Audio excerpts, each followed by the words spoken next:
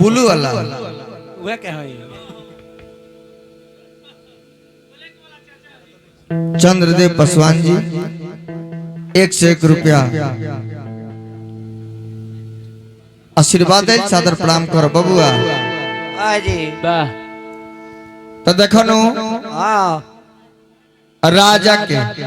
जी चौथा पन्नी रही बा आए कहूँ संतान बढ़े ना तो देखिनु महेश बाबा उम्र और हो जाई आ लड़का यदि ना होई लिखल बा कि एक बार भूपत मन माही भय गलानी मोरासत नाही गलानी मन दुख होला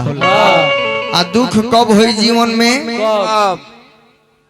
जब रोगा के केहू कोनो बात कही कोनो बात के गलानी होई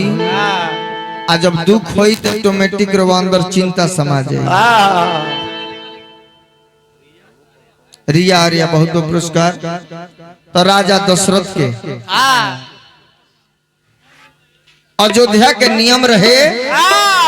केहू के घर लड़का होखे दोनों जाति में होखे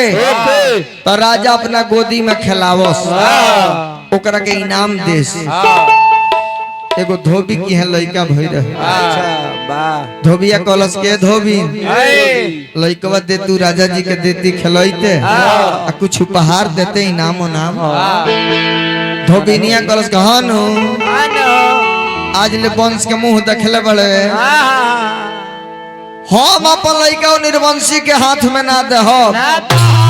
आई बतिया दूत लो सुनत रहे जाके राजा से कहल के राजा जी एगो धोबिन के लड़का भइल बा बड़ा उरे बरोबा के बोलले बिया राजा कहले के का कहतिया धोबी तो दूत लो बताओ त मास्टर कि लागल बाट राजा जी और कर जवे में गोली अरे कौन बात बाकी गोली जस लगा अरे का कोही राजा जी धोबिनिया के बोली का कोही राजा जी धोबिनिया के बोली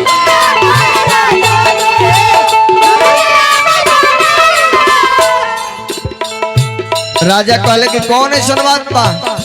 तो दूत लोग बतावे लगल धोबिया के घरे एगो लड़का जन्म ले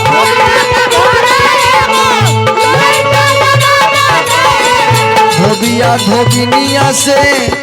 यह बात कहले कहले के धोबी लड़कवा के दे तू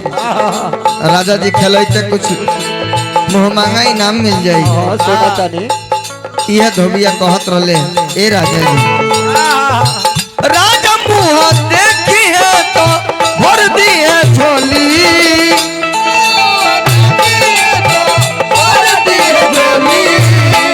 राजा मुँह देखी है तो भर दी है झोली अरे का कोही राजा जी धोबिनिया के बोली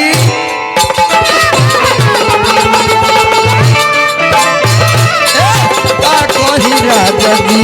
धोबिनिया के बोली